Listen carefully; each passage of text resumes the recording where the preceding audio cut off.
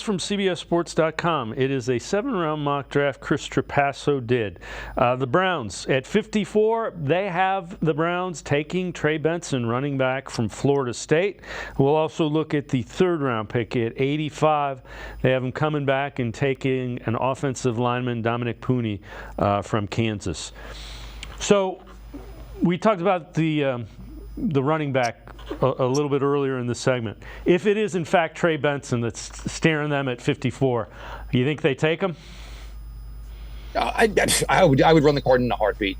I think you have a future there with a player like Trey Benson, and I don't think it affects anything as far as what your plans are for Nick Chubb. It gives you, assurances that you have a second top back, at a 2nd-round pick. You're not paying him a boatload of money.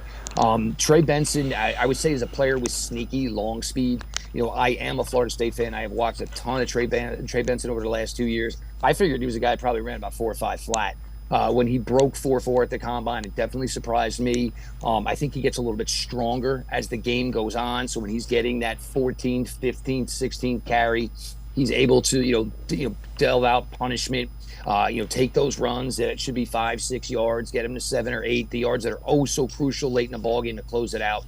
Trey Benson would, be for me an absolute no-brainer. And if you're telling me it was Trey Benson competing against Dante Foreman, I'm pretty comfortable with that. And running backs and the ebbs and flows and the injuries, Dante Foreman could be somebody that I could just move somewhere in August, or right around the cut down lane if somebody's maybe looking for a veteran back, or they lost some running backs due to injury. Yeah, the other thing is I could absolutely see them taking an offensive lineman.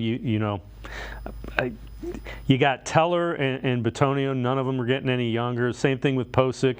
Your 2 tackles are older as well. You do have DeJuan Jones, but you got a lot of money invested in that offensive line. The line is always going to be something that they value. So I could certainly see them taking a lineman 3rd, 4th round. Well, the other thing is you have a brand new offensive line coach. So, this offensive line coach is not necessarily married to that room the way it is currently structured. So with that being, there are guys, Blake Fisher out of Notre Dame is just a mean old cuss, a really, really strong player. Roger Rosengarten out of Washington, really, really, really strong player as well. And I think this is something where the board is probably going to line up and the Browns are going to say, look, we're going to do it. I don't even know how much time, maybe ideally Jack Conklin, DeJuan Jones, and maybe even Jedrick Wells take every rep in 2024.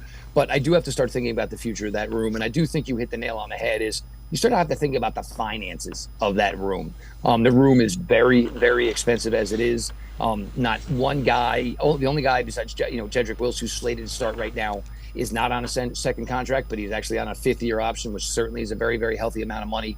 It is something where the Browns, need to maybe get younger, perhaps a little bit more athletic. And it's not knocking the guys that are there. It's just that, a certain age, your athleticism starts to wane a little bit. They're still really, really good players, but you would like to get that room younger, more athletic, and like you said, Dave, most certainly a little bit more less expensive.